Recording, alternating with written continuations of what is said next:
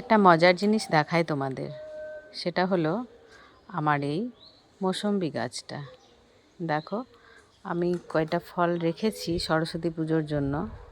এবছরে বেশি আসেনি, তবু খাইনি, ইচ্ছে করে দেখতে ভালো লাগছে গাছটায় থাকলে, ওই জন্য রেখেছি।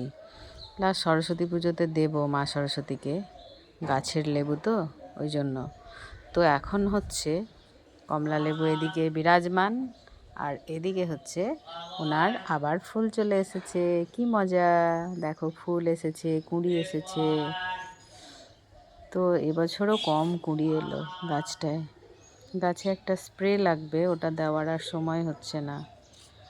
আমার হাজব্যান্ডও সময় পাচ্ছে না, আর স্প্রেটা দেওয়া হচ্ছে না। ওই স্প্রেটা দিলে অনেক কুঁড়ি ফুল হয় আর ফলও বেশি হয়।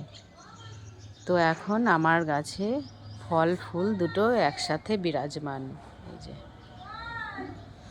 দেখেছো? থাক আর দুদিন পুজো অবধি। পুজোতে মা সরস্বতীকে দেব, তারপর বাকি কটা তুলে নেব।